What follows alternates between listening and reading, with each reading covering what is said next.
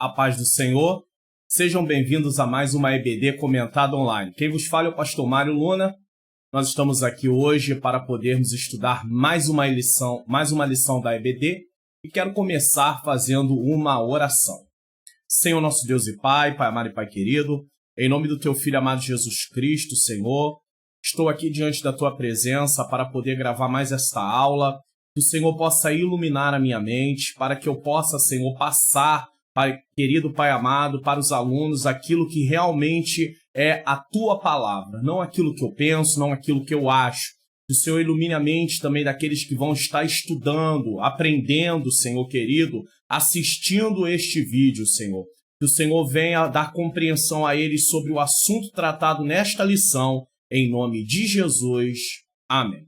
Desde já, eu quero pedir a você que possa se inscrever em meu canal, ativar o sininho das notificações e também compartilhe esse vídeo nas suas redes sociais. Uma forma de você colaborar é compartilhar para que outras pessoas possam aprender. Às vezes você não tem esse ministério do ensino, mas você pode contribuir para que pessoas possam aprender a palavra de Deus.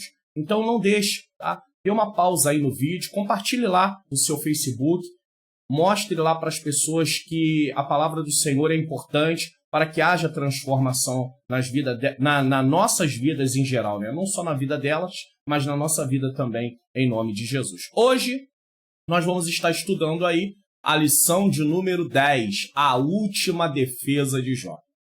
Durante todo esse caminho, Jó, ele vem passando por situações, né? Tudo aquilo que aconteceu em sua vida, seus amigos se apresentam ali para consolar Jó. Depois eles não conseguem entender o que está acontecendo, eles entendem que tudo aquilo é consequência do pecado que Jó havia cometido. E nessa lição nós vamos ver a última defesa de Jó. Tá? Louvado seja o nome santo do Senhor. Dentro dessa última defesa de Jó, vamos prosseguir aqui, como disse eu. Vamos estar prosseguindo. Textual. Ou não vê ele os meus caminhos e não conta todos os meus passos? Jó 31, versículo 4. Verdade prática. Ao olhar retrospectivamente para o passado, lembre o quanto Deus trabalhou nele. Porque às vezes nós olhamos para o nosso passado e precisamos lembrar que Deus trabalhou. Às vezes nós nos esquecemos, né? O presente acaba embaçando a nossa visão em relação a tudo o que Deus já fez. Leitura bíblica em classe está no livro de Jó, capítulo 29, versículo 1 a 5, capítulo 30, versículo de 1 a 5, capítulo 31, versículos de 1 a 5 também. Você pode ler. Objetivos específicos dessa lição. Mostrar que Jó lembra os tempos passados quando era visto e reconhecido socialmente por todos. Contrastar o estado passado de Jó com o presente, quando se tornara motivo de escárnio, e elucidar a insistência de Jó na defesa da sua inocência. Tá? Introdução. Para quem acompanha as lições, sabe que quando o texto aparecer em vermelho, ou é uma referência bíblica da própria lição, ou é um comentário a mais para podermos ter um entendimento melhor da lição. O capítulo 31 encerra da seguinte forma: acabaram-se as palavras de Jó. Jó 31, 40. Trata-se de uma retrospectiva nostálgica do passado de Jó. Jó 31, 29 a 31. Segundo o dicionário, nostalgia é uma tristeza e abatimento mais ou menos profundos causado pelo afastamento de lugares, pessoas ou coisas que se amam e pelo desejo de as tornar a ver. E é o que estava acontecendo com Jó. Jó estava pensando no seu passado. Por isso, nessa lição, veremos a lembrança de Jó acerca de sua prosperidade material e espiritual, e de sua adoração a Deus e das bênçãos que o Todo-Poderoso concedeu à sua casa. Mas agora, então, nesse momento, em oposição ao momento de escárnio e vergonha que ele passa no presente. Então Jó via tudo aquilo que Deus havia feito no passado e agora ele faz um contraste com o que ele está vivendo no presente. Nesse sentido, Jó não aceita que as coisas terminem assim e, portanto, ele deseja se apresentar diante de Deus para defender a sua causa. Veja que com todas aquelas acusações dos seus amigos, Jó se vê numa situação que ele quer que Deus defenda a sua causa. Ele diz, não, eu sou inocente, eu não fiz o que eles estão dizendo, o que vocês estão dizendo, então eu quero comparecer diante de Deus. Então entra nele tipo uma ânsia de querer estar diante de Deus para que Deus pudesse justificá-lo e dizer, não, meu servo não pecou, meu servo não fez nada disso. Só que as coisas não vão funcionar do jeito que Jó está esperando, dentro daquela visão ali acertada, né, daquela visão que ele tem ali em relação à situação, elas não vão acontecer dessa forma. Mas, na verdade, Jó era inocente de ter cometido algum pecado que tivesse lhe trazido tudo o que ele estava vivendo. É bem verdade que Jó era um pecador, isso é claro, mas Jó não estava naquela situação por causa de algum pecado que havia cometido. Jó relembra seu passado de glória. Então, os tópicos estão divididos em 3, tá?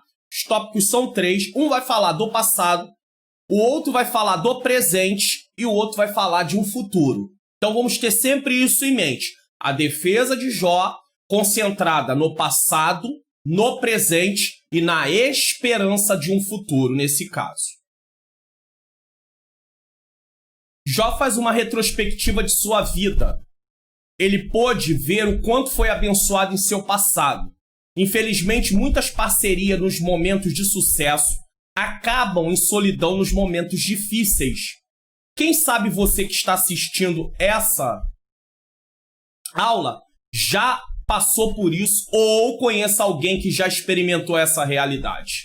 Quando tinham posses, viviam cercados de amigos, mas quando perderam tudo, os tais amigos simplesmente desapareceram. Eu mesmo conheci uma pessoa quando morei no estado de São Paulo que essa era a realidade dessa pessoa. Quando ela tinha condição financeira, ela estava cercada de amigos, era muito bem recebida em festas porque ela podia dar bons presentes, mas quando ela perdeu tudo, e quando eu falo perdeu tudo, ela perdeu tudo mesmo. Ela morava numa boa casa, ela tinha um comércio de uma boa proporção, mas ela perdeu tudo. Ela ficou sem nada, ela ficou sem recurso sequer para poder se manter nesse caso. Então, as pessoas se afastaram dessa pessoa. E eu costumava dizer que gostaria muito que a situação dela voltasse ao normal, porque eu sei que pessoas iriam se aproximar e aí estaria na hora de perguntar assim, você é o amigo das horas boas? Ou amiga das horas boas? E existem muitas pessoas que são assim. Elas se achegam às pessoas porque elas têm uma condição boa financeiramente, mas se essas pessoas vierem a passar por algum revés, por alguma situação difícil, elas se afastam. Elas vão embora, e isso é uma coisa muito triste. Existem, inclusive, pessoas, eu gostaria até de dizer o seguinte, existem até pessoas que planejam casar-se justamente visando isso, né? Encontrar alguém com uma condição financeira boa para poder ter ali alguma coisa que sonha, alguma coisa que almeja.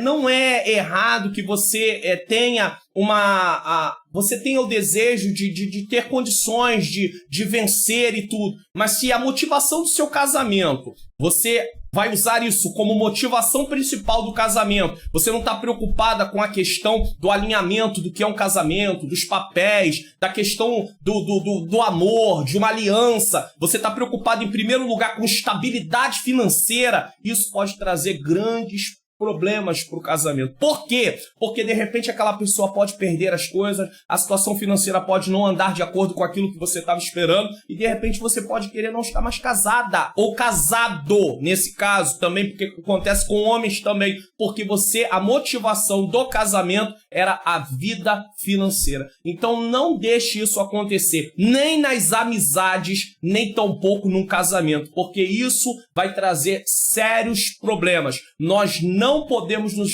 aproximar de pessoas por causa da condição financeira que tem. Por outro lado, existem casais que o marido e a esposa casaram sem recurso, Deus foi abençoando, Deus vai dando recursos ali para aquele casal, e às vezes o homem, na maioria das vezes o homem, né, pode acontecer com mulheres, mas na maioria das vezes o homem, por estar numa condição, por ter agora um nome, né, ser reconhecido socialmente, ele se acha no direito de trocar aquela esposa que esteve com ele nos momentos mais difíceis, nos momentos que passaram de grande dificuldade, por alguém com, às vezes com uma aparência mais jovem ou com menos idade. E não estou aqui questionando quem casa com pessoas de menos idade, não é isso, a questão não é essa, mas eu estou falando da troca, de achar que só porque tem uma condição financeira, agora pode se trocar de esposa, arrumar uma esposa com menos idade, talvez com uma aparência no ponto de vista dele melhor. Isso tudo é errado, porque aquela mulher esteve ali ao lado dele o tempo todo, ou até mesmo aquele homem esteve ali do lado daquela mulher o tempo todo, e quando eles conseguem conquistar, é hora de se separar. Por quê? Porque acha que a pessoa não está mais à sua altura. Então tudo isso, você vê que a condição financeira, a fama, né, o status social às vezes sobe para a cabeça de algumas pessoas e eles acabam desprezando pessoas por causa disso. Prosseguindo aqui, embora Jó tenha usado esse exemplo para demarcar bem aos amigos o tamanho de sua tragédia, Jó estava usando essa questão, né, da questão de ter sido abandonado para mostrar o tamanho da tragédia. Olha, todo mundo me abandonou. Podemos usar esse mesmo exemplo para constatar uma mesma realidade nos nossos dias. Vivemos numa sociedade que valoriza mais o ter do que o ser. Eles não estão preocupados com quem a pessoa é, mas o que ela tem. Por isso, como Igreja de Cristo, devemos acolher entre nós as pessoas que precisam de comunhão e de ajuda. Número 1, prosperidade material e espiritual. Lembre que Jó está falando do seu passado. Isso está descrito no capítulo 29, do 1 ao 11. Então esse tópico, esse subtópico, ele está baseado no capítulo 29, versículo de 1 a 11. Tá? Ele está baseado nesse texto.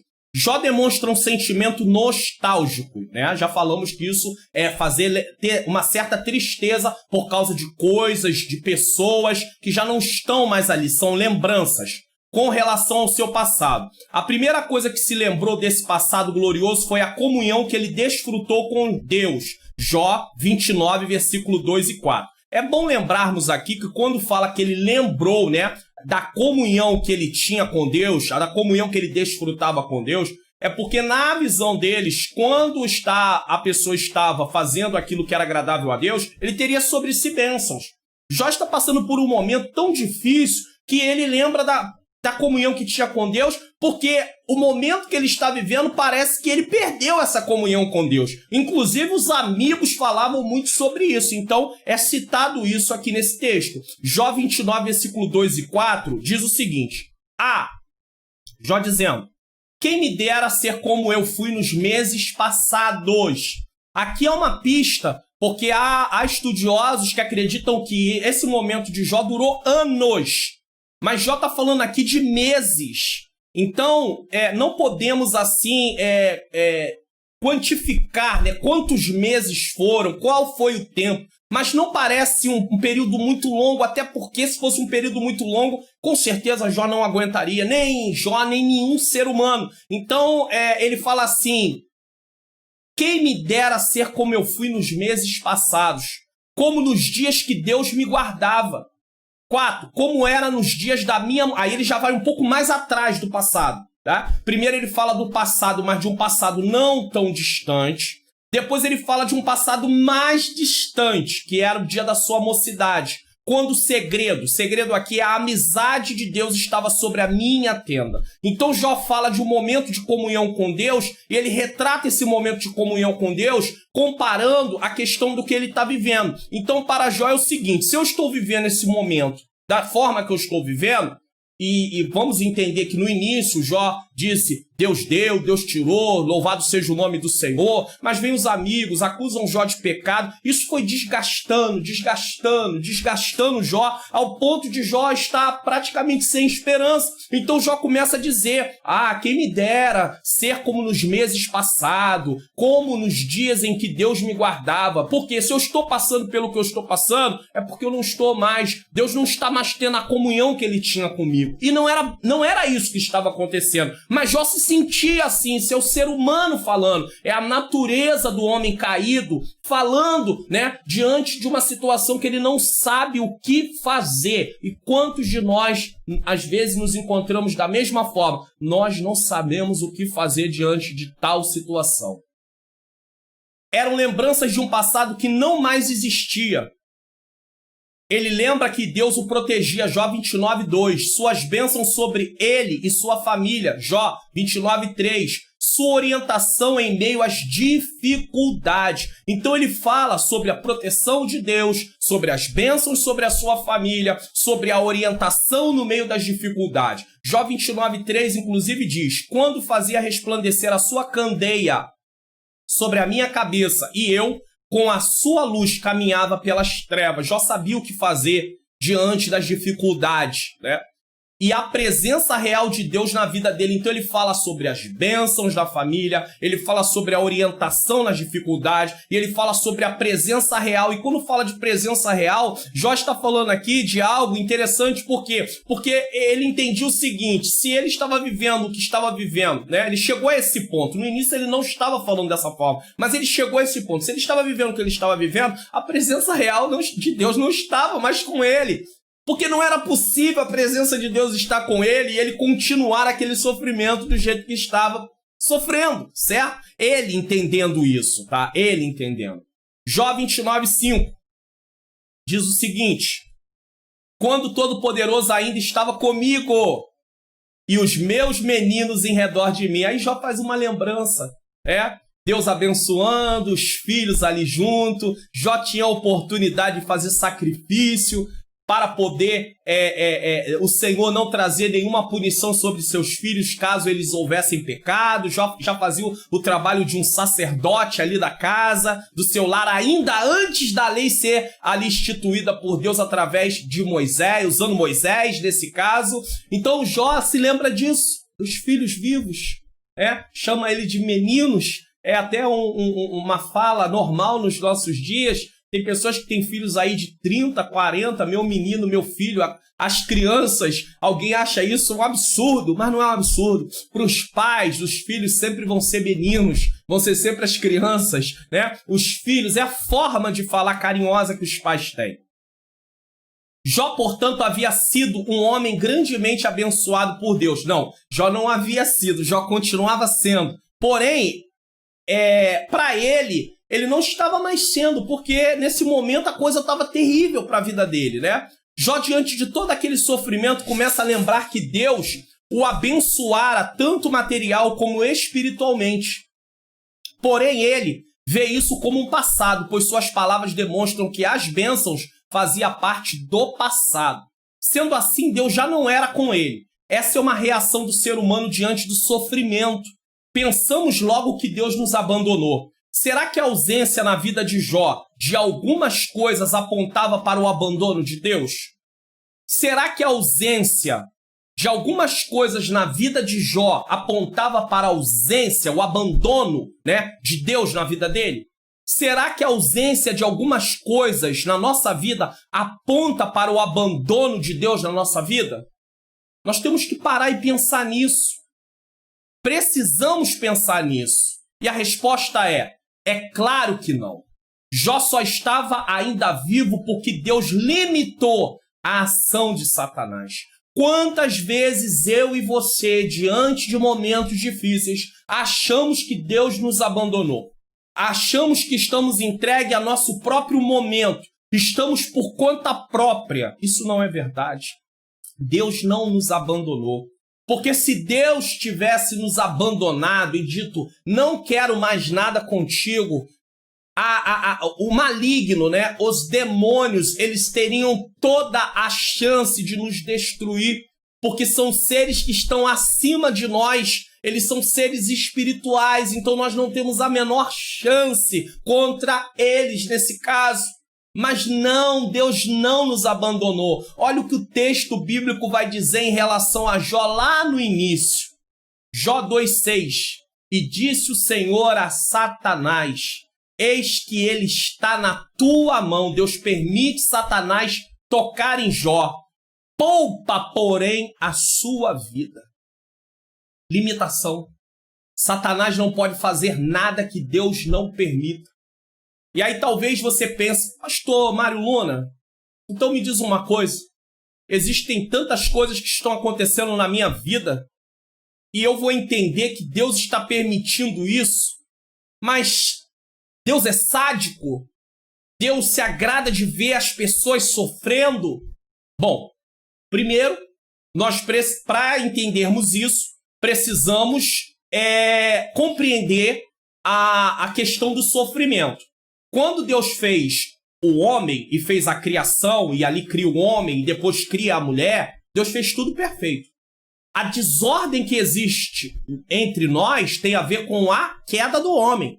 Então tudo saiu da ordem, é claro que continua no controle de Deus, mas entrou uma desordem por causa do pecado. Então Deus não é culpado do sofrimento do ser humano, porque isso é consequência do pecado. Consequência lá quando Adão e Eva pecaram, e todos pecaram nesse sentido de culpa, todos são culpados. E a consequência do pecado, ela vai de geração em geração. Não é que eu estou pagando o pecado de Adão, o pecado experimental, aonde Adão experimentou e pecou, aonde Eva experimentou o pecado. Não, nós não estamos pagando por causa do que Adão e Eva fizeram na questão experimental, mas sim na questão de culpa, ser culpado, tá? E a partir de ser culpado, o pecado passou a ter força sobre a nossa vida, ou seja, ele nos escravizou. Nós somos escravos dos nossos desejos, das nossas vontades, que são inclinadas para o mal, para fazer o que é errado. Então Deus não é sádico, Deus não se agrada, não é que Deus tem prazer em ver pessoas sofrer, mas isso é consequência do pecado. Porém, Deus tem um plano, que ele já tinha esse plano mesmo antes da queda do homem, aonde ele ia restaurar o homem, e para isso ele usaria o plano da salvação, no qual o seu filho Jesus Cristo é o personagem principal. Ele vem morrer no nosso lugar, ele sofre o nosso sofrimento, o que deveríamos passar para nos livrar do sofrimento eterno, para nos livrar da separação eterna de Deus na eternidade. E através de reconhecermos Jesus como nosso Senhor e Salvador, nós estamos agora num caminho de restauração, no qual a Bíblia vai chamar inclusive de santificação. A santificação na vida do cristão, a transformação diária, dia após dia, até a volta de Jesus, ou no sentido de ele vir buscar a igreja, ou nós já termos partido e ressuscitarmos no corpo glorificado. Deu para você compreender? Então Deus não tem prazer em sofrimento de ninguém. Deus não é sádico. Deus está trabalhando através do sofrimento também, porque o sofrimento vem por consequência da questão do pecado que entrou na humanidade. Mas existem muitas pessoas que estão sofrendo além dessa questão apenas do sofrimento por causa da queda. Mas elas sofrem também. É claro que isso está ligado à queda, elas sofrem por tomar decisões que não deveriam tomar. Elas sofrem por andar de acordo com a sua vontade, seu querer. E aí isso traz consequências. E mesmo eu sendo um cristão, Deus não vai me livrar das consequências daquilo que eu faço que não deveria fazer. E eu acabo com isso tendo que voltar na lição anterior, que falou sobre sabedoria. Por quê? Porque sabedoria é entender como o mundo funciona na ótica de Deus. Para que eu entenda como o mundo funciona na ótica de Deus, eu preciso conhecer a vontade de Deus. E a vontade de Deus está revelada na sua palavra. Não é no que eu acho, no que eu penso. Então, para que eu não viva uma vida de sofrimento causado por atitudes erradas, eu preciso ter uma vida de sabedoria. E a sabedoria de Deus só vai ser trazida sobre a minha vida se eu começar a estudar a palavra dele e pedir a ele, Senhor, eu preciso de sabedoria, porque sabedoria é aplicar o conhecimento do que eu aprendo na palavra dele no dia a dia. E para aplicar isso, eu dependo da ação do Espírito Santo, mas também preciso eu querer que isso seja feito dessa forma. Então, há pessoas sofrendo por consequência de seus próprios atos, e Deus também não tem culpa disso. Ah, mas eu sou um cristão, Deus tinha que me livrar disso. Mas você não é um robô. Deus não vai pegar você e te obrigar a fazer uma coisa certa. Você vai precisar estudar, e eu, a palavra de Deus, para podermos compreender o que é agradável a Deus, porque a Bíblia vai dizer que a vontade de Deus é boa, perfeita e agradável, e dentro disso podermos ter uma vida andando de acordo com aquilo que Deus quer. Porém, isso não nos isenta de passarmos por sofrimento. Mesmo que eu não tome atitudes para trazer sofrimento por causa de alguma ação minha, vai haver o sofrimento porque eu ainda sou ser humano. Faz parte da nossa natureza. Certo? Hoje, inclusive, alguns irmãos, assim como os amigos de Jó, julgam os outros achando isso. E eles julgam os outros achando o quê? Que Deus abandonou eles por causa que eles pecaram.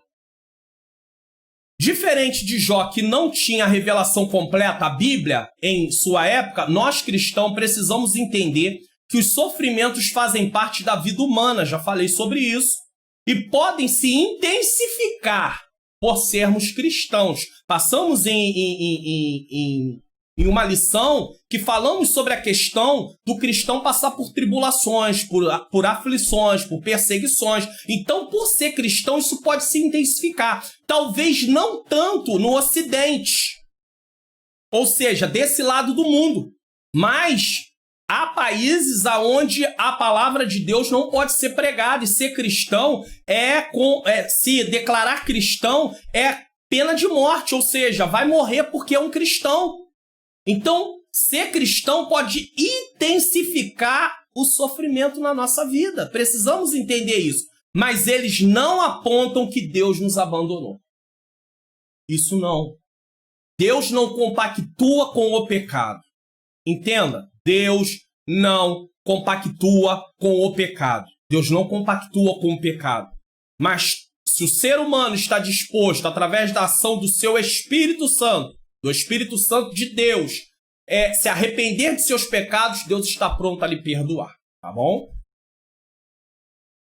Achar que a ausência de bens materiais na vida de um cristão verdadeiro, um cristão que tem uma vida piedosa, é consequência do abandono de Deus, é um grave erro teológico.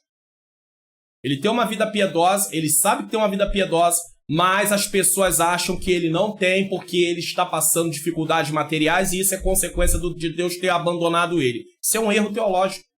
A teologia da prosperidade se firma nisso. Se você não é abençoado materialmente falando, você está em pecado, você está na contramão da vontade de Deus.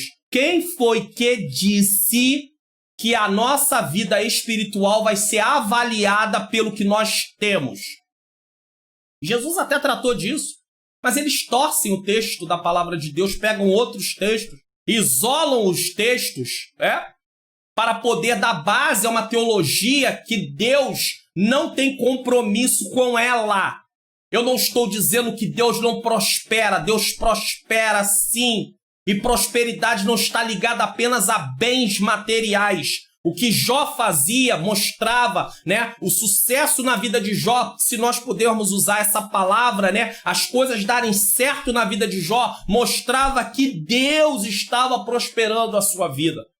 Mas nunca podemos avaliar a nossa vida espiritual através do que temos financeiramente falando.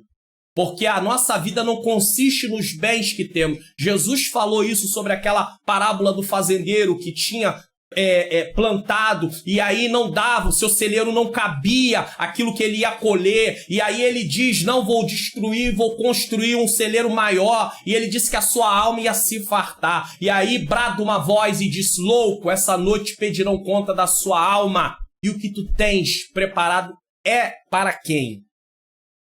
Para quem é preparado aquilo? Os bens materiais. Então, não meça a sua vida espiritual pelo que você tem. A teologia da prosperidade faz isso. Na teologia da prosperidade tem a questão material financeira e tem a questão da saúde. Então, se você está doente, você está em pecado, você está em desobediência a Deus. Quem disse isso? Quem foi que disse? Paulo, falando para o seu filho na fé Timóteo, diz para ele algo sobre ele estar com uma enfermidade. Paulo, inclusive, pode até ter orado para Timóteo, não sei, a Bíblia não diz isso, mas o que nós entendemos é que Timóteo não foi curado através de uma oração, isso eu posso dizer. E por causa disso, Timóteo estava em pecado. Então as pessoas têm um entendimento errado, é um erro teológico achar que a nossa vida com Deus é medida pelos bens que temos. É bem verdade que uma pessoa que tem uma vida com Deus, ela vai poder pedir a Deus sabedoria através de estudar a palavra e saber tomar decisões que pode contribuir através do trabalho dela, de estudar, de se qualificar para ter uma vida financeira melhor. Mas não podemos achar que uma pessoa que consegue isso é porque ela está numa posição melhor espiritualmente do que a outra, medindo pelos bens materiais. Nunca pelos bens materiais. A árvore é conhecida através do seu fruto. Uma árvore boa vai dar bom fruto. Uma árvore má vai dar mau fruto. Pense na sua vida, na sua intimidade com Deus, no seu relacionamento com Deus, através da transformação que o Espírito Santo está fazendo na sua vida. Não através dos dons que Deus te usa, nem através dos bens que você tem, e muito menos através da sua saúde física, porque isso não é alguma coisa que qualifica a sua vida espiritual. 2. Reconhecimento social. O reconhecimento social está descrito do capítulo 29, do 14 ao 25, então ali descreve essa questão. Jó se lembra disso. Jó também se lembra de sua antiga condição social, quando exercia a função de um respeitado juiz de sua cidade. Jó 29, 7. Quando saía para a porta da cidade e na praça fazia preparar a minha cadeira. Então Jó, naquele tempo era muito comum, homens mais experientes, né, poder ir ali para a porta da cidade e atender as pessoas dentro de suas necessidades. Tanto os jovens como os velhos o procuravam para serem orientados. Jó 29, 8. Os moços me viam e se escondiam, e os idosos se levantavam e se punham em pé. Ele era extremamente respeitado. Talvez isso explique a linguagem jurídica que aparece com frequência nos diálogos do livro. Isso demonstra que ele exercia um importante papel social na sua comunidade. Ele ajudava o desvalido. O que é um desvalido? É um pobre, é um desamparado, é aquele que não tem ninguém para poder pleitear a sua causa. Dava orientação de forma sábia e agia com justiça. Você vê que Jó está fazendo uma retrospectiva da sua conduta de todas as áreas. Ele está fazendo uma retrospectiva da sua conduta, tá? Jó 29, 14 ao 20, 21, 20 ao 25. Na sua busca pela justiça social, Jó protegia os pobres e punia os opressores. Então nós vemos que ele agia dessa forma. Punia os opressores e protegia os pobres. Jó 29, 17. E quebrava os queixais dos perversos, é uma forma figurada de falar, e dos seus dentes tirava a presa, né? Porque era muito comum quando se faltava justiça social. Toda vez na Bíblia que nós vemos que Deus é contra a injustiça social. E quando havia injustiça social, as camadas mais abastadas, os ricos, os que tinham melhor condição, eles exploravam os pobres. Então Jó era aquele que tirava de entre os dentes deles a presa, porque numa linguagem figurada, eles serviam como uma presa. Ou seja, eles se fartavam através de explorar essas pessoas. Seu amor e defesa pela justiça eram-lhe como uma vestimenta e adorno, faziam parte da sua vida, tá? Jó 29, 14. Cobria-me de justiça e ele me servia de veste, e ela me servia de veste. Como manto e diadema era o meu juízo. Ele dava apoio social aos menos favorecidos, e era como se fosse os olhos do cego. Ele guiava. Até mesmo com os estrangeiros ele se preocupava. Jó 29, 15 e 16. Eu era o olho do cego e os pés do coxo. Socorria pessoas necessitadas, pessoas que tinham deficiências físicas. Dos necessitados era pai, e as causas de que não tinha conhecimento inquiria com diligência. Ele buscava saber o que estava acontecendo. Tendo agido com justiça e equidade, nada mais natural que esperasse que seus dias terminassem em paz ao lado da sua esposa e filhos. Jó 29, 18. E dizia: no meu ninho expirarei e multiplicarei os meus dias como a areia. O contrário disso não estava em sua agenda. E não estaria na minha agenda, e também não estaria na sua agenda. Imagine você ter toda essa conduta e, de repente, a sua vida virar de tal forma. Não estava na agenda de Jó e não estaria na agenda de nenhum de nós. Terminar a vida sem saúde, sem honra e sem paz com Deus. Porque, no ponto de vista dele, o Todo-Poderoso havia virado as costas para ele. Jó estava num momento já de total falta de esperança. Tá? Ele não tinha perdido a sua fé, mas ele estava sem esperança. Havia momentos de alto e baixo, e aqui é um momento de baixo na vida de Jó. Não no momento de baixo que eu digo do perder tudo, mas emocionalmente falando, Jó está dessa forma.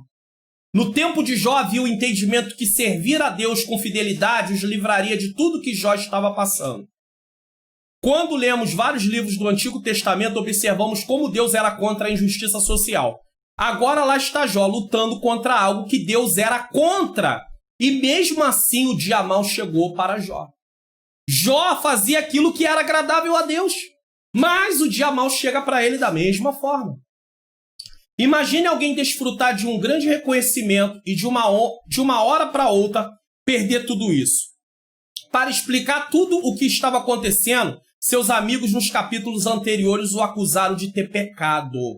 Inclusive, esses amigos também falam sobre Jó explorar pobres, viúvas, necessitados, sendo que o texto mostra totalmente ao contrário. Jó era alguém que socorria. Então eles achavam que Jó estava passando pelo que ele estava passando também, porque ele prevaleceu dos menos afortunados, daqueles que tinham menos condição, daqueles que precisavam de socorro diante da sociedade. E eles tinham dito que Jó explorou essas pessoas, mas Jó não fez isso. Jó não fez isso. Tá? Para explicar tudo o que estava acontecendo, seus amigos nos capítulos anteriores o acusaram de ter pecado. Jó, porém, sabia que não tinha pecado e por isso apela para Deus. 3. Uma ponderação importante. Então, dentro dessa lembrança, dois subtópicos trataram. Um sobre a questão do reconhecimento social e o outro sobre a questão da prosperidade material e espiritual. Nesse último subtópico, o comentarista ele vai falar sobre algo importante que precisa ser ponderado, que é: não há dúvidas de que Jó, conforme a Bíblia mostra, era um modelo de justiça social.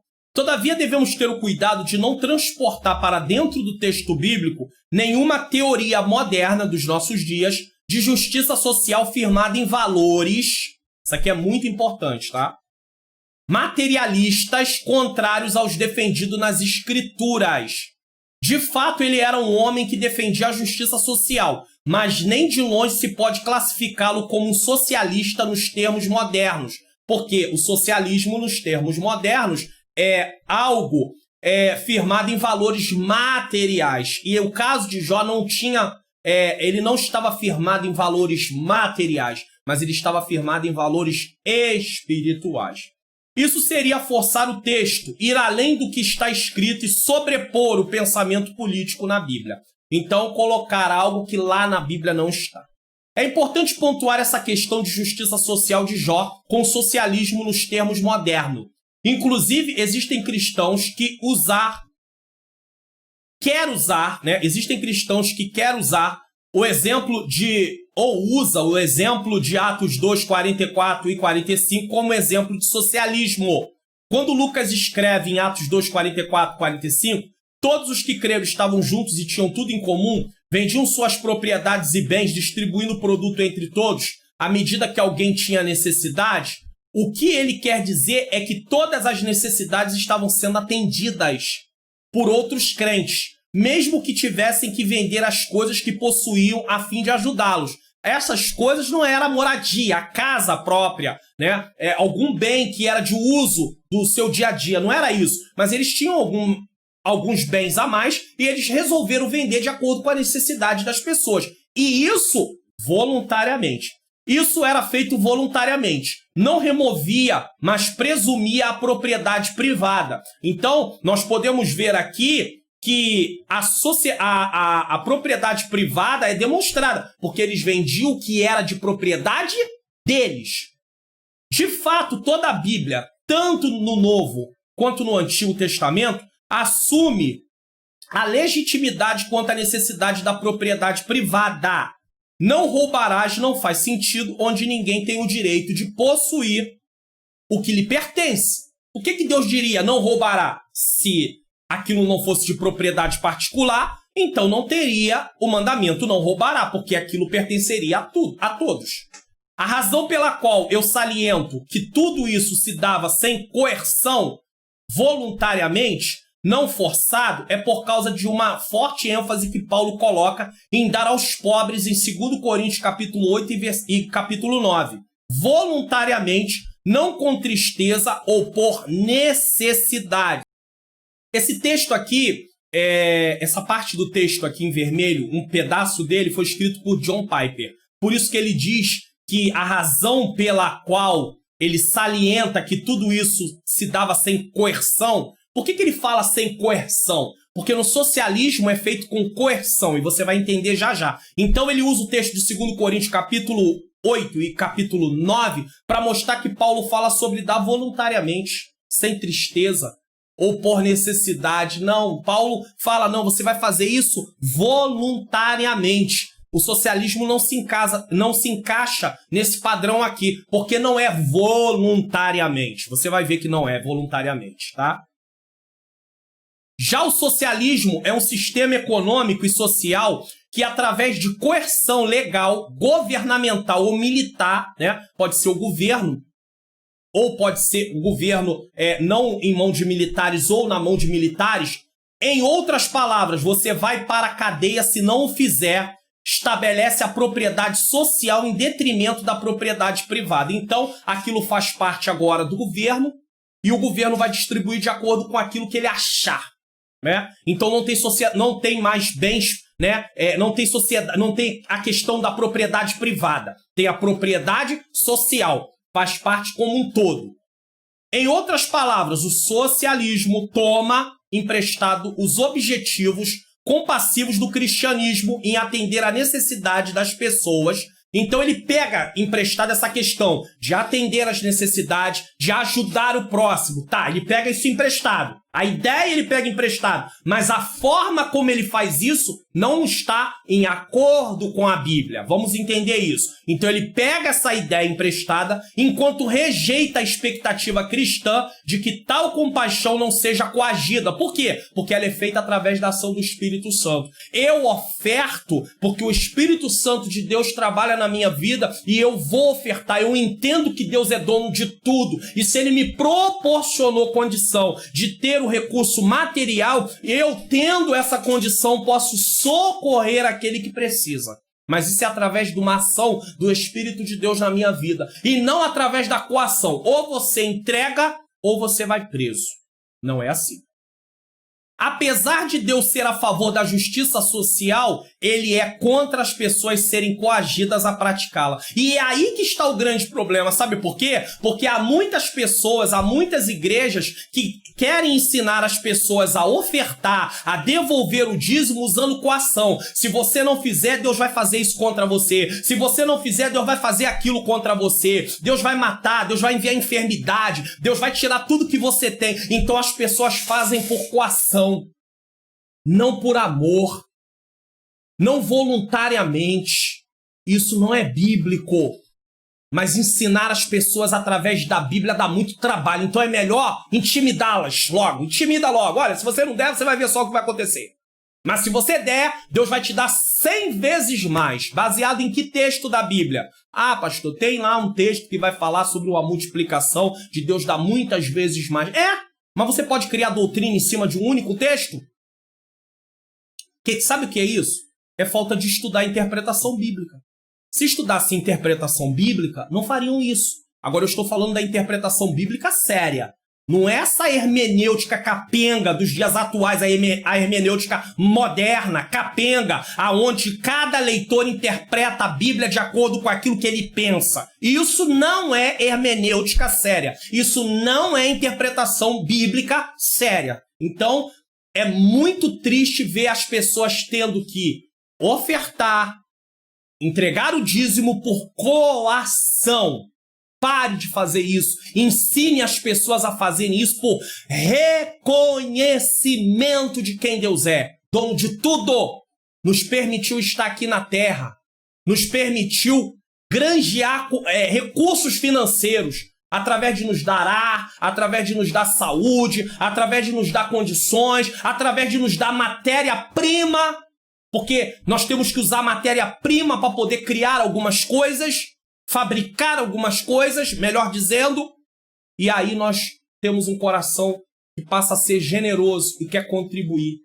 E começa a entender que a igreja local, ela tem a responsabilidade de socorrer os necessitados, sim, mas eu como igreja, individualmente, faço parte do corpo de Cristo, como pessoa individual, eu faço parte da igreja de Cristo, do corpo de Cristo, tá? Mas como pessoa individualmente, eu também posso socorrer alguém dentro das minhas condições.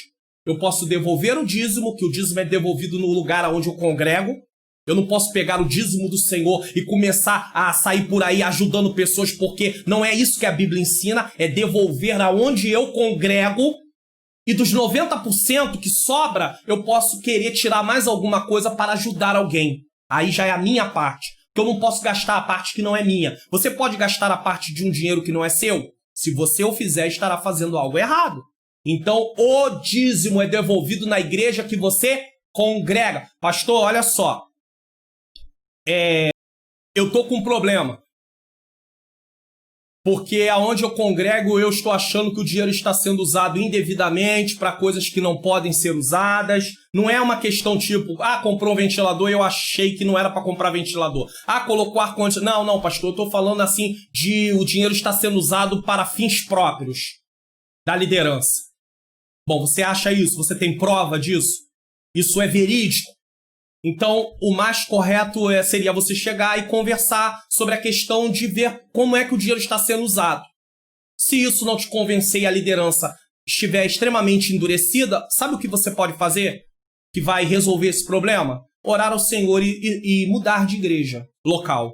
Procure uma outra igreja que administra de forma séria os recursos que são devolvidos na obra de Deus, entregues na obra de Deus, ofertados na obra de Deus, e congregue nessa outra igreja. Mas não fique usando isso como pretexto para pegar o valor do dízimo, que é para ser devolvido na igreja, que você congrega, e usar por aí ajudando pessoas, porque Deus não te deu essa função. Use da sua parte, use dos 90% que você tem. Os 10% devolva onde você congrega. Mas não o faça por coerção, não o faça por obrigação no sentido de vou fazer, porque senão Deus vai fazer e acontecer.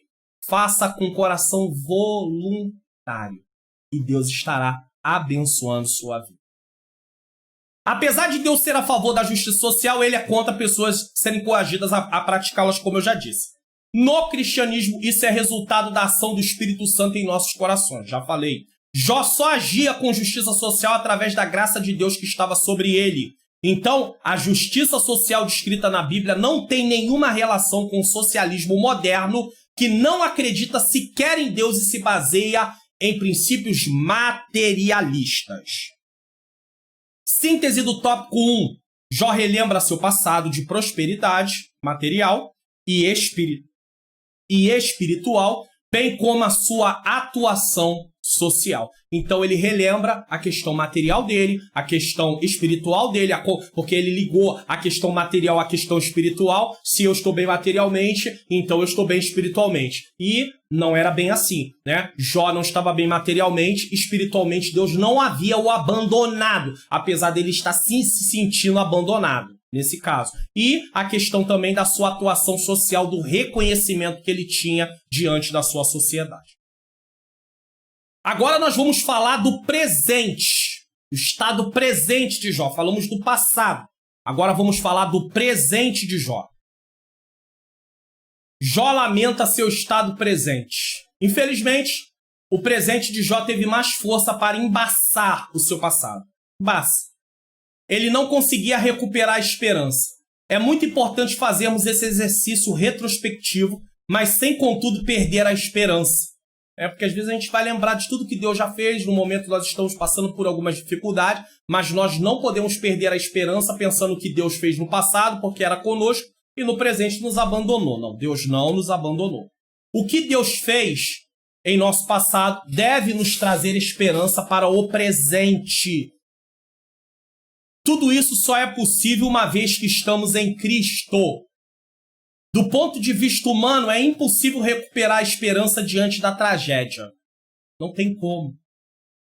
Você vê que a própria Bíblia, ela registra fatos, acontecimentos, histórias, para que nós venhamos ver por meio daquilo a ação de Deus e em nosso coração ser produzido o quê? Esperança. Todavia, na força do Espírito Santo, podemos recuperá-la. Recuperar o quê? A nossa esperança. Prosseguindo. 1. Desprezo por parte dos jovens e das classes menos favorecidas. Antes, Jó era bem visto socialmente. Agora, Jó é desprezado no presente por causa da sua situação. Isso está descrito no capítulo 30, do 1 ao 23. Após lembrar com tristeza da sua antiga condição social próspera, Jó lamenta o ponto que havia chegado sua miséria. No Antigo Oriente, os mais velhos eram objeto de grande estima. Provérbios 20, 29. A beleza dos jovens está na sua força, a glória dos idosos nos seus cabelos brancos. Então você vê que a questão do problema material de Jó afetou a sua questão da sua vida social. Porque Jó era um homem que tinha uma boa condição financeira. Então, através dele ser um homem temente a Deus, ele socorria as pessoas. E ele era bem visto por causa disso. De repente, a sua condição financeira é tirada, ele fica doente, e Jó agora, ele começa a ser o quê? Desprezado. Porque ele vale o que ele tem e não quem ele é. Certo? Por isso, quando gozava de sua prosperidade, ele era respeitado não apenas pelos mais velhos, mas também pelos mais jovens. Entretanto, Jó lembra que agora se riem de mim, os de menos idade do que eu, e cujos pais eu teria desdenhado, ou seja, recusado de pôr com os cães do meu rebanho. Jó 30, versículo 1. De um homem respeitado, ele passou a ser visto como uma escória, né? Como algo sem valor nenhum. Numa linguagem bem, assim, bem radical, como lixo, né? Uma escória social. Jó 30, versículo 1, 8. Jó, portanto, lamenta e está no fundo do poço. Esse capítulo 30 contrasta com o capítulo 29. No lugar em que Jó desfrutava de respeito e honra dos anciãos da cidade e das pessoas importantes, né? Jó desfrutava desse respeito do passado. Ele agora é desprezado pelas pessoas mais vis da sociedade. Então, olha que situação. Antes ele era respeitado pelas pessoas de maior posição da sua cidade. Ele era respeitado. Agora ele é desprezado pelas pessoas de menor condição da cidade. Então, olha a queda de Jó. Antes respeitado pelas pessoas de alto nível. De repente ele cai em queda livre.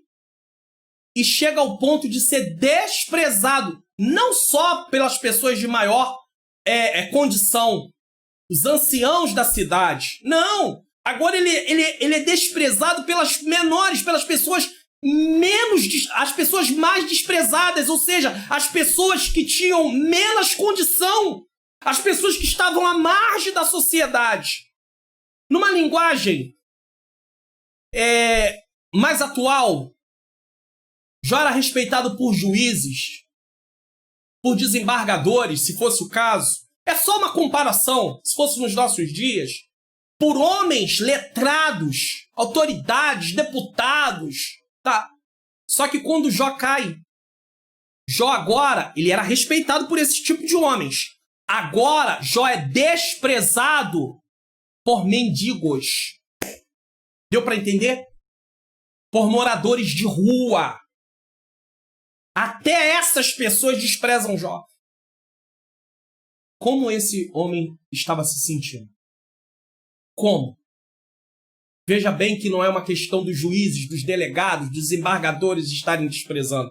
Agora até os mendigos, os menos afortunados, os moradores de rua, estavam desprezando Jó. Mas agora, esse mais agora, está no texto, introduz a mudança de como era o passado para o que é no presente. O capítulo 29 terminou com Jó lembrando de como em épocas passadas ele era semelhante a um rei entre os homens.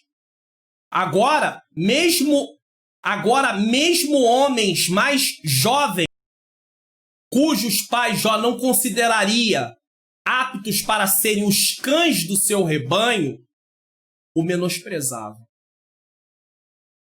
Essa classe de homens era tão miserável que eram magros.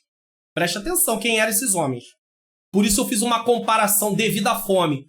Eu fiz uma comparação com os mendigos, com os moradores de rua.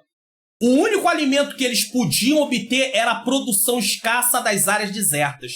E aqui, quando eu fiz a comparação, eu não fiz isso para menosprezar essas pessoas, porque elas precisam de auxílio, de ajuda. Outro dia eu estava pensando, às vezes tem pessoas que passam, olham para essas pessoas e dizem assim, tá aí porque não tem vergonha. Usam até um termo mais pesado que eu vou preferir não usar aqui. Só que eu estava pensando, ainda que chegue uma pessoa ali, leve um deles em casa, dê um banho nele, prepare um currículo, leve ele para poder fazer uma entrevista de emprego. Existe uma série de outras coisas que ele não vai atender, que ele não vai poder conseguir um emprego. Por exemplo, aonde você mora? Ele foi levado ali para tomar um banho. Não tem moradia, não tem contato. Talvez, às vezes, não tem nenhuma possibilidade de mudança se não haver realmente um acompanhamento. E às vezes a gente acha que é simples assim, levanta e segue. Não é assim que funciona. Então eu não falei desses no sentido de menosprezar, mas no sentido de mostrar a que ponto Jó chegou. Esses infelizes eram expulsos da sociedade como fossem ladrões e eram, portanto, forçados a viver nas cavernas e entre rochas. Podemos ver de forma resumida que, além do desprezo dos mais jovens, ele enfrenta o desprezo desses menos favorecidos. Um homem que sempre socorreu os necessitados é desprezado quando suas condições mudaram. É uma situação triste. Porque ele é desprezado pelos jovens, ele é desprezado pelos que têm menos condições, tudo porque a sua situação mudou. 2. Abatimento físico e emocional. Continuamos falando do presente. Jó 30, versículo 16 a 31 vai tratar desse assunto. Abatimento físico e emocional. O patriarca se sente um homem abandonado por Deus. Ele está se sentindo dessa forma. Tá? Por isso, essa lembrança o lança numa profunda tristeza e produz em sua vida um grande sofrimento que, além de físico, era também de natureza emocional. Como salmista, Jó lamenta suas dores. Tá? Quando me lembro disso, dentro de mim derrama a minha alma, pois eu havia ido com a multidão. Fui com eles à casa de Deus, com a voz de alegria e louvor, com as multidão que festejava. nas suas vestes ele via uma prova real de seu sofrimento. Jó 30:18. Nesse sentido, no versículo 18, a palavra desfigurou. Alguns intérpretes acreditam que a palavra melhor traduzida é manchada. Ou seja, as feridas abertas de Jó haviam manchado suas vestes. Ele imaginava que Deus está por trás de todo esse sofrimento. Jó 30:19. E que mesmo depois de clamar, o Altíssimo lhe ignora. O homem de Uz sente-se caçado como um animal selvagem atormentado por um furacão. Você vê que ele se sente abandonado porque ele clama, mas a situação dele não está mudando, né? Você vê que não há uma mudança, então ele se sente, né? Ele imagina que Deus está por detrás. Desde o início ele disse, o Senhor deu, o Senhor tirou, bendito seja o nome do Senhor. Mas a coisa, conforme o tempo vai passando, vai se agravando. Então Jó vai se sentindo abandonado por Deus, porque o tempo vai passando. Até então, ele tinha perdido tudo, mas ele ainda estava emocionalmente ainda numa condição melhor. Mas agora as emoções dele estão todas ali misturadas. Ele está num momento muito triste de sua vida, tá? Jó 30:21 e 22, Jó diz assim, tornaste cruel contra mim. Com a força da tua mão resistes violentamente. Levanta-me sobre o vento. Faze-me cavalgar sobre ele e derrete-me o ser. Existe um contraste gritante entre a saúde física e emocional que Jó tinha no passado e seu abatimento físico e emocional no presente. Jó não estava, nesse momento, conseguindo ver além de sua realidade presente. O mesmo acontece conosco em situações de sofrimento. Precisamos colocar os olhos no que escreveu Paulo aos Romanos, tá? Romanos 5, 3 e 4.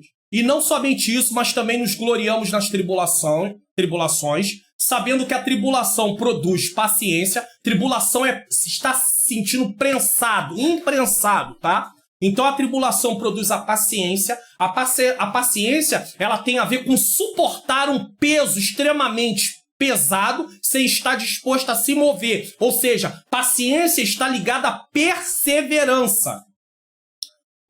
E a paciência, a experiência. Porque uma vez que você passa por determinadas coisas, você vai ganhando a experiência, que é a questão de ser aprovado naquela situação, tá? Naquela situação que você está vivendo. E baseado nisso, você se lembra que o Deus que fez no passado, na sua vida, continua fazendo no presente.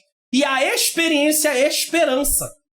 Nós temos a esperança dentro daquilo que Deus nos prometeu, que um dia iremos morar para sempre com Ele, que um dia isso tudo vai passar, vai acabar. Só que nesse momento Jó estava perdendo a esperança, ele não conseguia ver além daquele momento que ele estava vivendo. E isso acontece conosco, mas precisamos nos voltar para a palavra de Deus e ver que muitos dos seus servos passaram por coisas difíceis, como Jó. Mas houve um momento que Deus mudou a situação.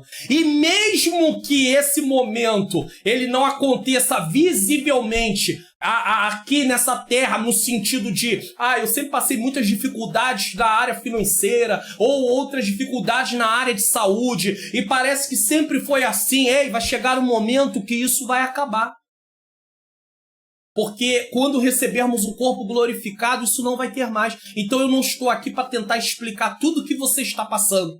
Mas eu estou aqui para dizer a você que precisamos não perder a nossa esperança. Por mais que não estejamos entendendo o que está acontecendo, não podemos perder a nossa fé em Deus. Certo? Pense sempre nisso. Às vezes as pessoas, tentando nos ajudar a compreender o que está acontecendo, fazem várias explicações, mas não chegamos a uma conclusão do que está acontecendo conosco, do porquê estamos passando por aquilo. Mas ainda que não venhamos entender o que está acontecendo, não podemos perder a nossa fé em Deus. Não podemos deixar de confiar que Deus continua no controle de todas as coisas. E Ele pode nos ajudar, Ele pode nos dar sabedoria, mas para isso precisamos estar estudando a palavra de Deus, meditando na palavra de Deus, para que através da ação do Espírito Santo, usando a palavra, o Senhor possa nos dirigir diante dos momentos de tribulações. 3. Deus teria abandonado Jó? Deus teria abandonado Jó? É uma pergunta. O sofrimento emocional de Jó refletia a sua crença de que havia sido abandonado por Deus. Então ele demonstra isso no seu sofrimento emocional. Jó 30, versículo 16 a 23. Todavia era também um reflexo de ter sido abandonado pelos homens. Que os homens abandonaram Jó. Era uma comunhão vertical e horizontal. E Jó estava sentindo que essa comunhão tinha sido abalada nesses dois pontos. Vertical com Deus e horizontal com os homens. Junto a isso, ele observou que o seu clamor foi totalmente desconsiderado. Não tem quando você está dentro de uma situação que você ora e parece que nada está acontecendo? E aí você acha que Deus não está te ouvindo, que Deus te abandonou? É assim que Jó estava se sentindo. Doía saber que havia ajudado muitas pessoas carentes e necessitadas de socorro. Jó 30, 25. Porventura não chorei sobre aquele que estava aflito? Ou não se angustiou a minha alma pelo necessitado? Jó fala sobre o que ele fez. Mas agora seu clamor por socorro, o seu clamor por socorro ser totalmente ignorado. Em vez de ajudado, ele era repelido como uma escória social. Jó 30, 26. Todavia, aguardando eu o bem, eis que me veio o mal. E esperando eu a luz, veio a escuridão. A lei da justiça retributiva, exemplificada na lei da semeadura, aquilo que você planta, você colhe. Se ele plantou bem, ele deveria estar colhendo bem. Não parecia funcionar. Pois Jó plantou bem e estava colhendo o quê? O mal. Aparentemente, tudo que ele ajudou, todas as pessoas que ele socorreu, no momento que ele precisa de socorro, ele é o quê? Abandonado. Ele é o quê? Esquecido. Quantas vezes um sentimento de injustiça não assola-nos a alma? Nós nos sentimos injustiçados. Nós pensamos, como é que pode? Ajudamos e quando chega na nossa vez, e às vezes há pessoas que foram ajudadas através das nossas mãos pela bondade e misericórdia de Deus, e essas mesmas pessoas são aquelas que nos desprezam e se esqueceram do que foi feito através que Deus nos usou para poder fazer na vida daquela pessoa. E é por isso que nós não podemos olhar para os homens, porque os homens são falhos. O ser humano é falho. O ser humano falha. Se nós formos nos basear nas atitudes do ser humano, nós vamos perder a nossa fé em Deus. Nós temos que olhar para aquele que é perfeito, para Jesus, autor e consumador da fé. De forma alguma podemos olhar para os homens, porque sempre vamos nos decepcionar. Nós não podemos olhar para os homens no sentido de confiar. Da nossa fé está firmada através do que eles fazem. Os homens servem de modelo em Cristo, sim. Paulo disse, sede meus imitadores como eu fui de Cristo. Mas os homens não podem servir como base da nossa fé. Ah, se ele fez uma coisa boa, eu continuo crendo em Deus. Ah, mas se ele fez uma injustiça contra mim, eu não creio mais em Deus. Não. Temos que olhar para Jesus, que é perfeito. Os homens são falhos. Nossa alma se angustia. Cheguemo-nos diante de Deus e entreguemos tudo em seu altar.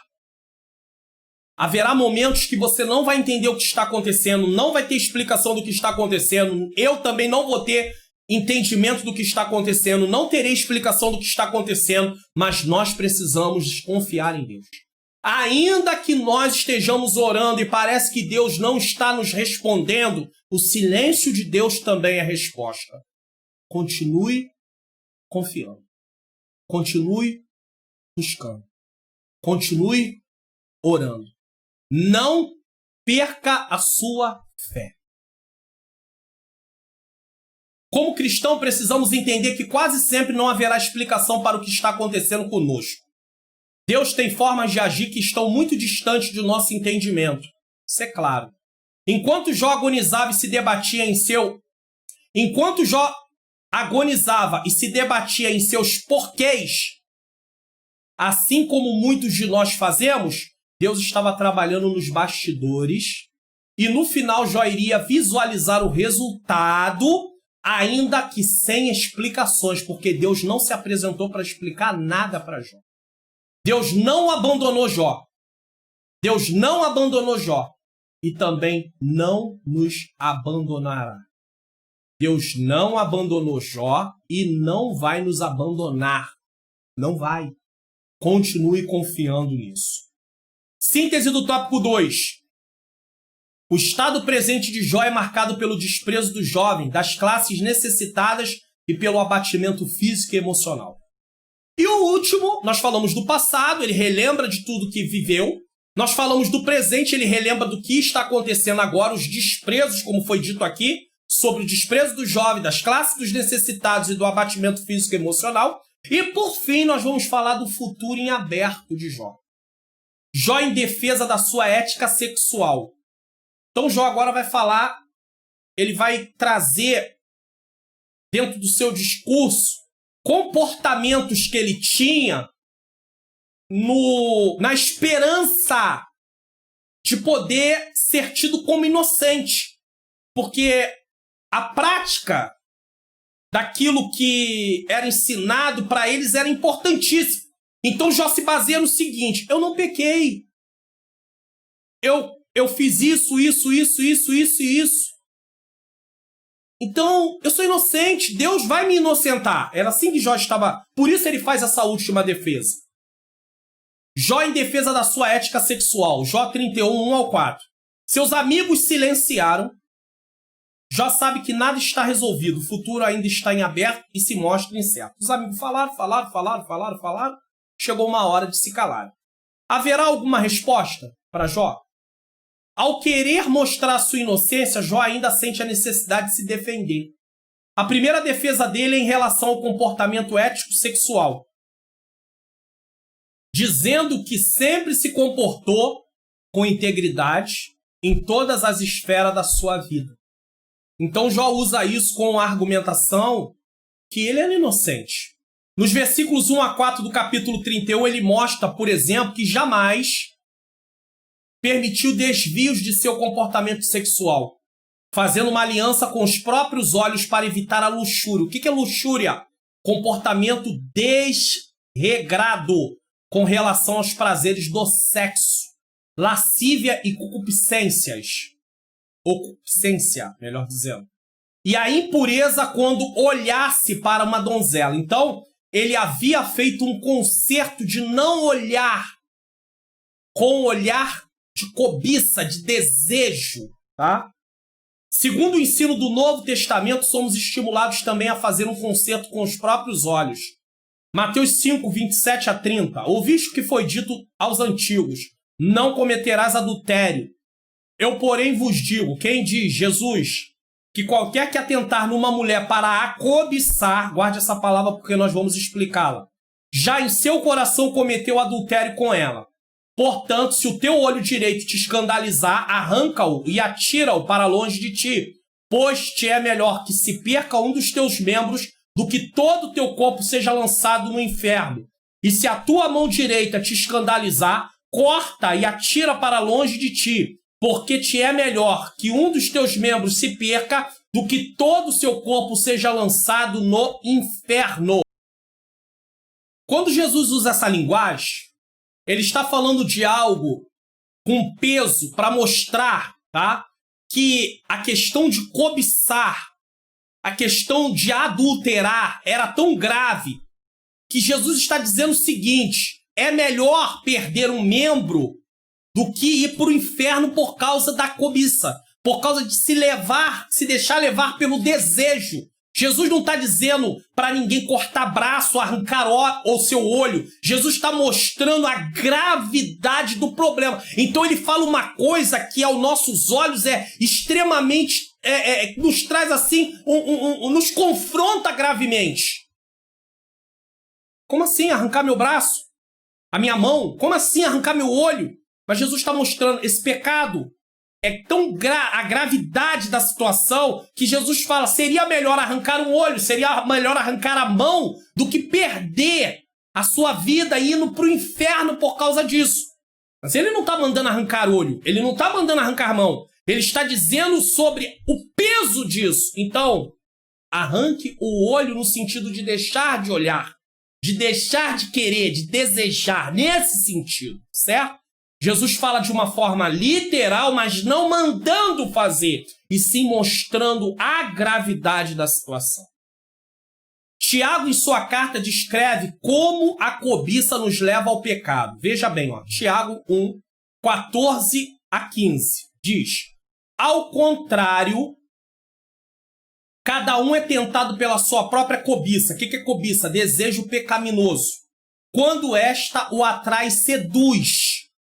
Então nós vemos e ao ver nós somos seduzidos por causa do desejo que é brotado em nós, por causa da nossa natureza que é tendente ao mal.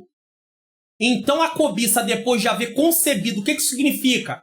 Dominado a pessoa ao ponto de querer praticar, então ela já está resolvida que vai fazer, dá luz ao pecado. E como é que o pecado acontece? E o pecado, uma vez consumado, ou seja, ela tem vontade de praticar e ao praticar, o pecado é consumado, ele gera o quê? A morte. Jó, por meio da graça de Deus, colocou em seu coração não se envolver em olhar e assim ter pensamentos impuros com uma donzela. Porque a cobiça ela vai vir através do que nós estamos vendo. Jesus nos fala de cobiçar uma mulher é comparado a um adultério praticado. A cobiça é algo terrível, preste atenção. Ela é o desejo de se possuir alguma coisa a que não se tem direito. A cobiça é tão grave que os 10 mandamentos encerram-se justamente com uma forte prevenção contra este pecado que, sem dúvida alguma, constitui-se na raiz de todos os males. É a partir da cobiça que vem todas as outras coisas. Preste atenção. Não cobiçará a casa do teu próximo, não cobiçará a mulher do teu próximo, nem o seu servo, nem a sua serva, nem o seu boi, nem o seu jumento, nem coisa alguma do teu próximo. Nada, não pode cobiçar. Êxodo 20, 17. A cobiça é o pecado que dá origem a todos os outros pecados. Foi através da cobiça que o mal introduziu-se no universo. O querubim ungido, Satanás, pecou ao cobiçar o ser igual a Deus. Nossos pais, ao desejarem saber tanto quanto Deus. Então, cuidado com a cobiça. Não se deixe dominar por isso. Peça a Deus força, a ação do Espírito. Não brinque com isso, não, eu consigo olhar. Tem gente que diz assim, não, se eu sou liberto, se Jesus me libertou, eu vou poder olhar e eu não vou pecar. Eu não vou ser dominado por isso. Ei, a natureza pecaminosa ainda está aqui. Você não pode brincar com isso, porque ainda existe dentro de você a natureza pecaminosa. Ela é mortificada através da ação do Espírito Santo, mas você não está morto totalmente nesse sentido. A nossa natureza não está morta totalmente. A nossa natureza, isso só vai ser removido de nós. O pecado só vai ser removido da nossa natureza na glorificação. Quando Jesus vier buscar a sua igreja e os que estiverem mortos, os que estiverem vivos vão ser transformados para encontrar com Cristo nos ares. E os que estiverem mortos vão ser ressuscitados no corpo glorificado. É diferente. Mortos ressuscitados num corpo glorificado, vivos transformados num corpo glorificado. Aí não vai haver mais o pecado na nossa natureza. Aí sim, mas enquanto estamos nessa terra, não brinque com isso. Isso vai ser tentar a Deus, porque você não tem condição de resistir a isso. Então, não brinque com isso. Não se ache o super-homem ou a super-mulher. Jó, em sua defesa, diz que não havia aberto mão de sua ética sexual. Como nós temos comportado nessa área? Como é que nós temos nos comportado nessa área? Será que nós estamos vivendo uma vida de cobiçar? Será que nós estamos vivendo uma vida de não estar cumprindo uma ética sexual? Como tem sido a nossa vida? Preste atenção nisso. Faça um exame. Mas entenda uma coisa. Nosso relacionamento com Deus não está baseado no que fazemos. Tipo, não, eu tenho uma ética sexual, então isso eu já estou agradando a Deus, eu já estou bem com Deus. Se você servir a Deus pensando apenas no que você faz, como relacionamento vai ficar complicado. Você tem que servir a Deus pensando em quem Deus é, em quem você é, no que Deus fez e no que você recebeu dele. E aí, por amor, por gratidão, por temor, você o obedece, você o serve e pratica tudo isso que a palavra dele ensina. Certo? Tudo para a glória de Deus. Prosseguindo, Jó em defesa da sua ética social. Primeiro ele defende a ética sexual, agora a ética social. Tudo isso para demonstrar a sua inocência. Jó 31, 16 a 23. Jó também faz uma defesa de sua ética social. Ele já havia mostrado que a justiça social marcou sua forma de agir. Todavia, ele lembra que isso só foi possível porque procurou conduzir-se sempre por princípios de uma ética social. Tá? Por exemplo, ele sempre tratou o órfão e a viúva com humanidade. E os escravos, mesmo sendo sua propriedade, tinham liberdade para o procurarem e apresentarem-lhe suas queixas. O seu comportamento ético-social o habilitou a agir como tribuno dos desvalidos, que são os desamparados. Jó 31, 13 a 23. Lembremo-nos da verdadeira religião, como bem Tiago afirmou, visitar os órfãos, as viúvas nas suas tribulações e guardar-se da corrupção do mundo. Tiago 1, 27. Eis um dos fundamentos da nossa ética social, tá? Amar a Deus resulta em amar o próximo, que nos leva dentro de nossas possibilidades a socorrer pessoas. Infelizmente, muitos de nós estamos agindo de forma egoísta, usando os recursos que temos sempre para proveito próprio, e assim negligenciando a ética social. Lembrando que tais obras não nos salvam, mas são resultados de uma vida salva em Cristo Jesus. Eu não faço isso para ser salvo, eu faço isso porque eu sou salvo, é diferente. 3. Jó busca a resposta de Deus, Jó 31, 35 a 37. Depois de falar da ética social e da ética sexual, Jó busca a resposta de Deus. Agora Jó se dirige a Deus na forma exclamativa. Quem me dera um que me ouvisse. Ele já havia feito uma viagem retrospectiva sobre o seu passado.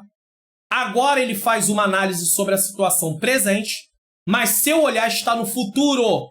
Ele quer se apresentar diante de Deus porque está consciente de sua inocência. Sua confiança é de um príncipe que se apresenta diante de um tribunal. Jó 31, 37, é uma comparação. Ele confia de que será inocentado, porque ele acha que o que ele está vivendo, tá, é consequência de uma ação, no caso, mas ele é inocente, então ele acha que, sendo inocente, isso vai acabar. Como podemos nos apresentar diante de Deus e justificar os nossos atos? Essa era a ideia de Jó. Como é que eu posso fazer isso? Pela graça divina, por meio de Jesus Cristo, Filho de Deus, Ele mesmo nos justifica. Então a nossa justificação vem através de Jesus. Jó, depois de sofrer todas as acusações de seus amigos e não encontrando motivo para sua situação, apela para comparecer diante de Deus. Apesar dele se achar inocente, e nesse aspecto Jó, apesar de ser um pecador, não havia cometido nenhum pecado para lhe trazer tamanho sofrimento, todavia, por mais que ele soubesse que era inocente, não podemos nos justificar diante de Deus. Isso só é possível através de Jesus Cristo. A justificação nos livra da culpa do pecado. Sem ela, usando nossas boas obras, não podemos ser justificados diante de Deus. Pessoas não cristãs fazem boas obras para as outras pessoas, mas isso não justifica eles diante de Deus, porque eles continuam culpados. E para deixar de ser culpado diante de Deus, eles precisam receber Jesus como único e suficiente Salvador, aceitando o sacrifício que Jesus fez no seu lugar e reconhecendo que a sua vida agora não é para ser vivida para realização dos seus desejos e prazeres, e sim para a realização da vontade de Deus. Jó fica consciente dessa realidade quando Deus se apresenta para falar com ele, e isso vai acontecer mais à frente no livro de Jó. Ele não tinha como se justificar. Síntese do tópico 3. Jó faz uma defesa de sua ética sexual, social e busca a resposta de Deus. Na verdade, não se tratava dele poder ser justificado por ser inocente.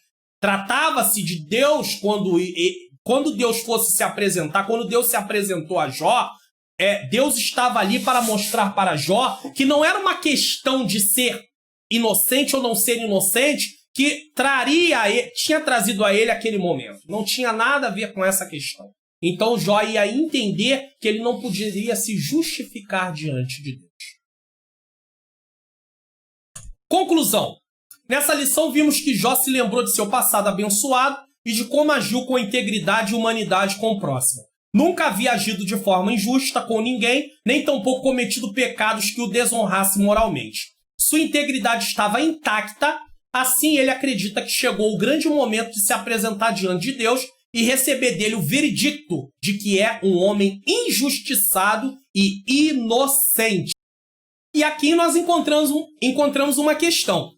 Jó desejava se apresentar diante de Deus e esperar o veredicto que ele era um homem injustiçado e inocente. Porém, ele tinha já falado no início do livro que Deus dava e Deus tirava, Deus fazia como ele queria. Mas agora Jó tem perdido a sua esperança, Jó tem clamado a Deus, Jó acha que Deus não tem respondido, Jó apresenta a sua última defesa. Olha, eu ando assim, assim, assim, assim, estou de acordo com aquilo que é certo e eu espero que o Senhor me inocente. Eu espero que o Senhor veja que eu estou sendo injustiçado. Só que quando Deus vai se apresentar, Deus age de uma forma diferente e Jó, ele acaba estando consciente que não se tratava de uma questão de ser inocente, mas de uma questão muito além do seu entendimento. Então, irmãos, quando você e eu estivermos passando por lutas que nós venhamos nos achar inocentes e venhamos achar que nós não merecemos aquilo, não vamos concentrar o nosso pensamento dessa forma, porque nós vamos acabar até nos desviando daquilo que deveríamos estar focado, que é confiar em Deus, que é esperar no Senhor, que é esperar pela sua bondade, que é esperar pela sua misericórdia, que estarão sempre presentes na nossa vida, ainda que nós não venhamos estar sentindo isso está acontecendo. Deus não abandonou Jó e Deus também não nos abandona. Que nós possamos entender, que nós venhamos entender que Jó está aqui tentando fazer a sua última defesa, esperando ser inocentado, para que tudo aquilo pudesse passar, mas não se tratava de uma questão de ser inocentado, se tratava de uma questão que Jó entenderia melhor lá na frente. Então hoje eu posso não estar compreendendo, Deus não vai se apresentar para me explicar em detalhes o que está acontecendo, mas lá na frente eu vou poder dizer, só o Senhor é Deus. Deus é bom o tempo todo Deus é bom. Que o Senhor continue nos abençoando grandemente, porque Ele está nos abençoando. Não esqueça de compartilhar essa lição para que outras pessoas também sejam edificadas. Na próxima lição, na semana que vem, nós vamos estar estudando a lição de número 11, a teologia de Eliú, o último amigo de Jó a se pronunciar e, segundo os estudiosos, era o mais novo deles. Ou seja, começou pelo mais velho, né? Segundo se entende, que foi ali Elifaz, depois Bildade, por último, Zofar. E agora vem o mais novo de todos. Então, o mais velho Elifaz, depois Bildade, depois Zofar. E por último, o mais novo, Eliú, vai falar sobre o sofrimento é uma correção divina? É uma pergunta aqui. O sofrimento é uma correção divina? Vamos entender o que Eliú pensava a respeito do sofrimento. Louvado seja o nome santo do Senhor. Vamos agora fazer uma oração para encerrarmos essa aula. Eu conto que vocês possam estar ajudando o nosso ministério em oração. Eu preciso da ajuda de vocês em oração para a minha vida, a vida da minha esposa, porque até aqui o Senhor tem nos ajudado para continuarmos cumprindo esse chamado que Deus nos deu. Senhor nosso Deus e Pai, Pai amado e Pai querido, eu quero te agradecer por esse momento no qual essa aula foi ministrada, que o Senhor possa aplicar as verdades ensinadas ao meu e ao coração de todos aqueles que vierem assistir. Que o Senhor possa tocar no coração daqueles que assistem, para que eles possam também compartilhar, para que outras vidas sejam edificadas, Senhor. Eu entrego em Tuas mãos, Senhor, as nossas vidas, em nome de Jesus. Amém. Que o Senhor Jesus continue nos abençoando, que o Senhor Jesus continue nos guardando e até a próxima aula, se assim Ele nos permitir.